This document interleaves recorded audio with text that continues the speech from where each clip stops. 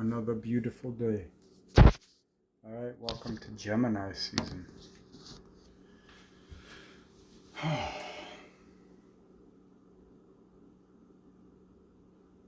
Feels good. I spent the day at the river with my daughter. We found this little puddle here.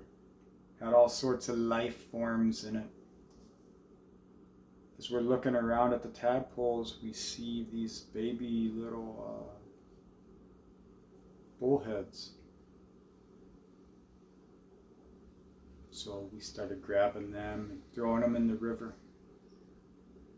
They had these little pokey whiskers. I got stabbed multiple times, but it doesn't hurt when they're that little. Also found a bunch of little trout in there. We rescued about 27 fish out of that tiny ass little puddle.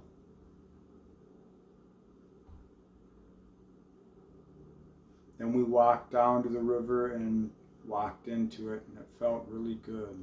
The river's high right now. This time of year you can feel the power of nature. That's why I love the spring.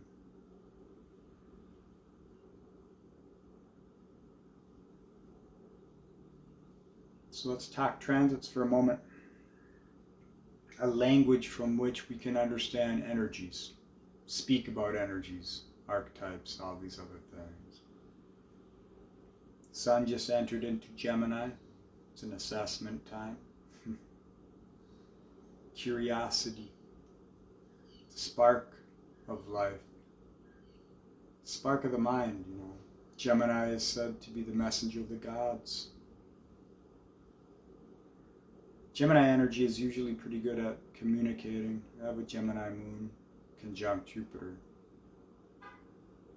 But it's in the 8th house, making inconjunctions to my Uranus and ascendant. I also got Black Moon Lilith there, so sometimes I say things without thinking about the other person's feelings or perspective. But I pick it up quick.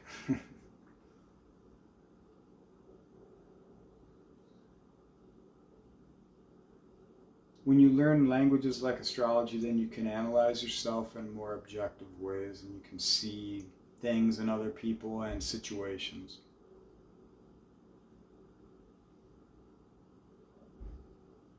So we have Mars at 0 degrees Leo as well. It's just coming out of a perfect opposition with Pluto, and I have Mars opposing Pluto in my natal chart. It's that balance of power.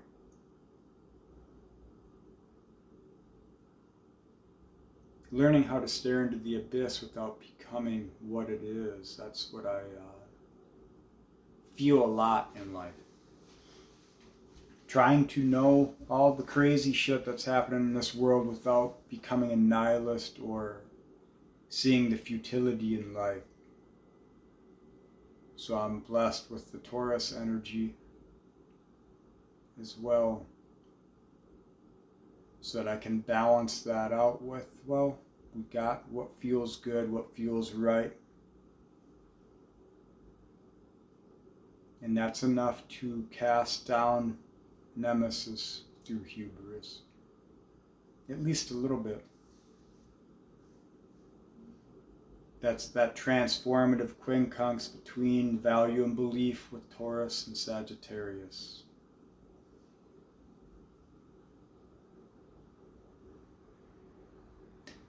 I learn a lot through people and their beliefs, whether it's right or wrong, doesn't matter.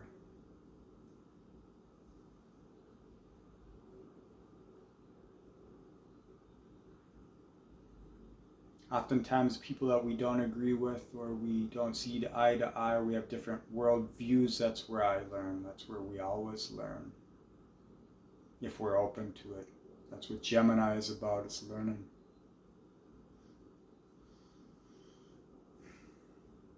Alright, so we've got that Pluto-Mars opposition going on. Let's look at Mars, because that's a personal planet. Pluto's transpersonal, it's affecting at larger scales. Some of us, we got more Pluto in our charts. I'm a highly Plutonic person. I have all of the outer planets in retrograde, making aspect to my moon in the 8th. So I feel things and I don't know how to put words to them. So I seek explanation. That's why I learn systems and pick up on patterns. We all got these things, these tendencies, these little amazing abilities that we have no language for, so we don't really know the value of it. But let's just talk about Mars here. Following your desire, your personal desire. Mars is in Leo. It's about the self, highest form of self-expression in a way.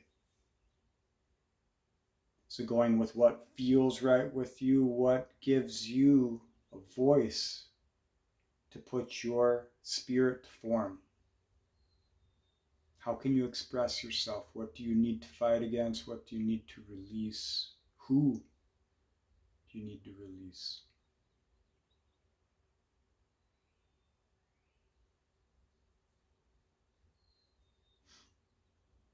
Now let's look at the fixed Grand Cross. We'll be going on for another week or so, maybe a little more. Pluto's in Aquarius, but it's retrograde, heading back into Capricorn to bring us into these old dynamics so that we can move forward in the power of our sovereign self with Mars.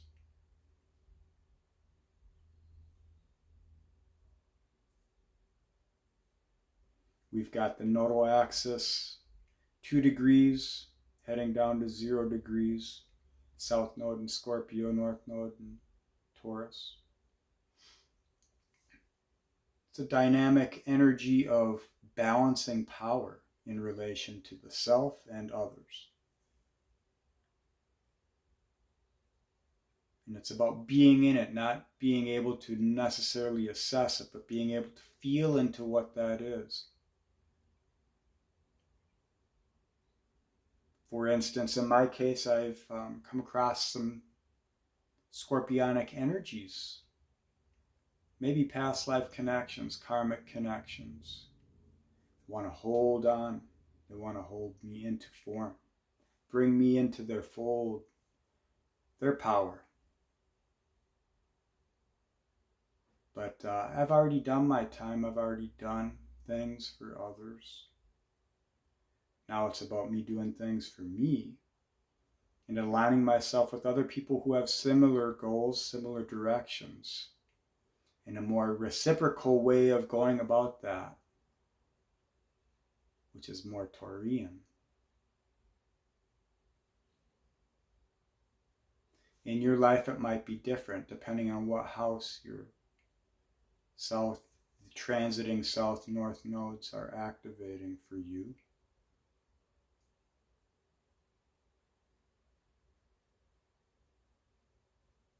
With Taurus, it's about sensuality. It's sensing through the instrument of the self. We have to digest in order to understand.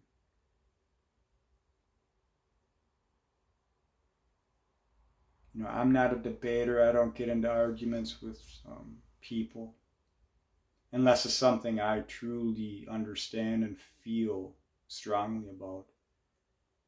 Then I know what I'm talking about. I know the perspectives. So I don't do these things where my energy is just wasted on other people unless there's a reason. And that's value.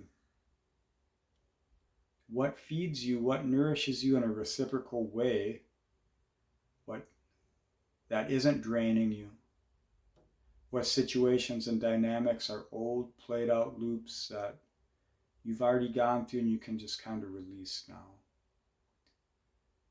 Disregard etiquette, doesn't matter. Follow what's right with you and move forward.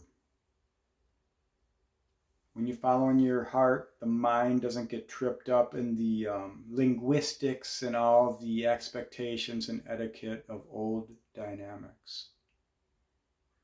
You figure it out in the flow as you go, or they just fall away. So if we think about this fixed cross energy, we're releasing things which no longer serve us so that we can find the value here now that brings us to something greater tomorrow, Uranus and Taurus, future. And you can feel into that with Venus in Cancer now. What nourishes your emotional state? Venus is heading into a sextile with Uranus here, so it'll be more evident in the coming week. You want to shore up your Venus. You want to do what feels like it's fulfilling you, feels right to you, feels good to you now, so that when the tension comes, Venus hits that opposition with Pluto, you're already set in motion. Because the world will pull on the emotions.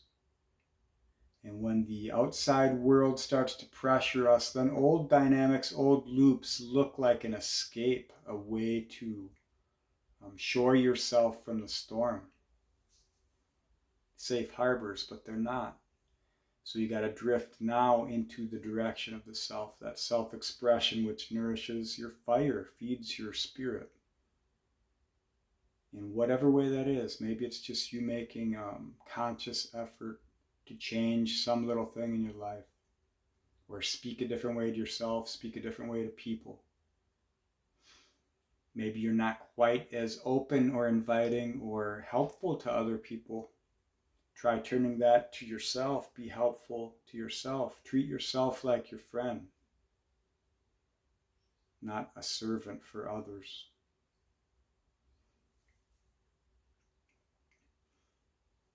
Now, if we look closer at Mars, coming into a transformative quincunx with Saturn in Pisces here.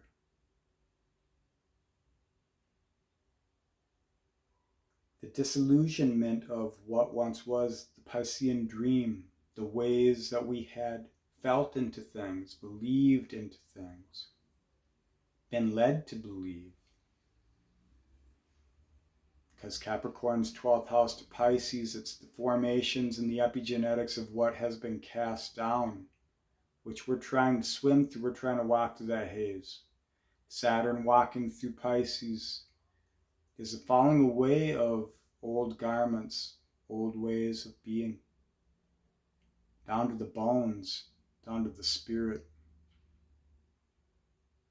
So in a way, you are rebuilding your Saturnian energies through following your passion, pursuing your desire, your need for expression. That way you come into union, polarity to Aquarius as an individual, because only individuals can be united. Otherwise, it's a homogeneous one. It's a herd of sheep. So we're growing our horns here now. We're growing the mane.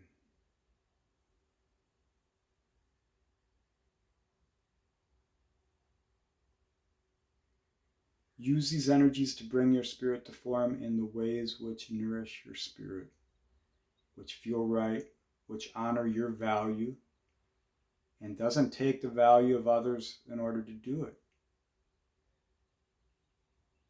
We may need to put people down in order to move forward. That's fine. That's par for the course. That's life.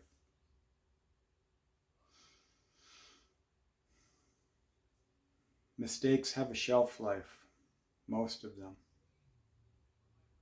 Some mistakes are ones we can cast away. Some mistakes are ones that we live with forever.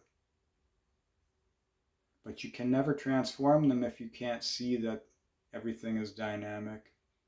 We're growing. We're learning. We need ignorance to learn, all that jazz. So try and find the spirit, the backbone of the spirit, and move from that. Try and allow the heart to lead the mind so that you don't get caught in the rhetoric and the legalese and all the sophism of this world and other people's shadow projections upon you. Because in these changing times, people can feel that fire within you. They can feel the budding spirit. And because they're so caught up in their loops, they think that that is theirs for the taking. They think that you are representing the flow of the river, trying to leave, trying to take their control away from who they feel they are, a sense of self. So it's natural we come into these very hard dynamics and connections with people where they project things, they gaslight, they do all sorts of emotional manipulations and things like this because they're unconscious, because their value's been externalized into the world around us, and that's how the world around us operates. It needs to hold form, but the form's just dissolving.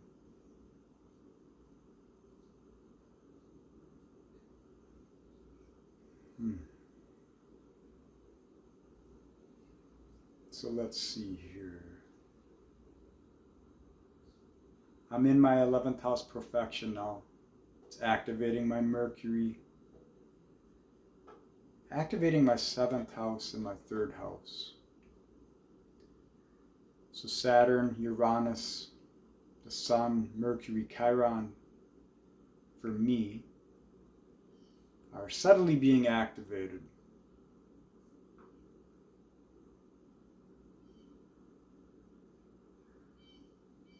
So my 3rd, 11th, 7th are in focus. My 1st, 5th, 9th are the dynamics from which these focus changes are going to be expressed in relation to others, in relation to the world. And then all the other houses are strange, anomalous potentials which arise to the transformative processes. Those are kind of the mutable energies for me at this time. And they just happen to be, well, I guess it's a combination.